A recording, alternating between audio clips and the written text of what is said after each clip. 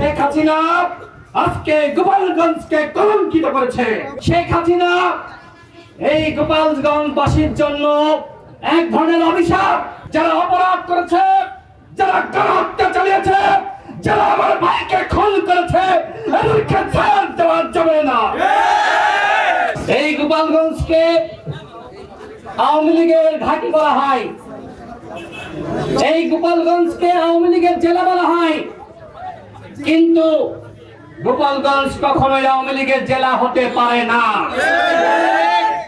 গোপালগঞ্জ বাংলাদেশের একটি জেলা, গোপালগঞ্জ এদেশের মানুষের একটি জেলা। সুতরাং গোপালগঞ্জকে কোনোভাবে আওয়ামী লীগের জেলা বলা যাবে না। এই গণঅভ্যুত্থানে শেখ হাসিনার পতন হয়েছে। আমরা দেখেছি দীর্ঘ 16 বছর কিভাবে গণতন্ত্রকে হত্যা করে দুঃশাসন প্রতিষ্ঠা করে শেখ হাসিনা ক্ষমতায় ছিল। বাংলাদেশের একমাত্র স্মার্ট সিটি বসুন্ধরা এখন আরো নিরাপদ, আধুনিকতায় আরো এক ধাপ এগিয়ে।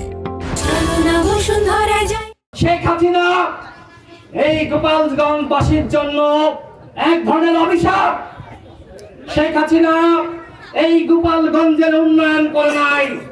এই যে আমার পাশে আমি দেখতে পাচ্ছি রাস্তা, এই রাস্তা কেন ভাঙাচোরা? কি উন্নয়ন হয়েছে? উন্নয়নের নামে লুটপাট হয়েছে। আমি গোপালগঞ্জের মানুষের উদ্দেশ্যে বলতে চাই, আপনারা এখানে যেভাবে এখন বসবাস করছেন, আপনাদের সাথে কিন্তু জুলুম করা হচ্ছে না।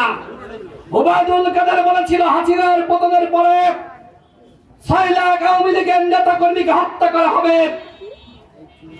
আসলে কি সেই ঘটনা ঘটেছে? ঘটে নাই।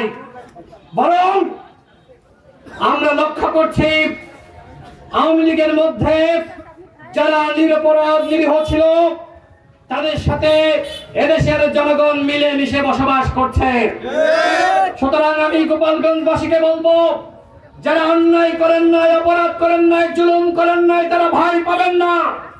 কিন্তু যারা অন্যায় করেছে, যারা অপরাধ করেছে, যারা গণহত্যা চালিয়েছে, যারা আমার ভাইকে খুন করেছে, এদেরকে ছাড় দেওয়া যাবে না। গোপালগঞ্জের মানুষকে বলবো, আপনারাও শেখ হাসিনার বিচারের দাবিতে রাজপথে নামুন।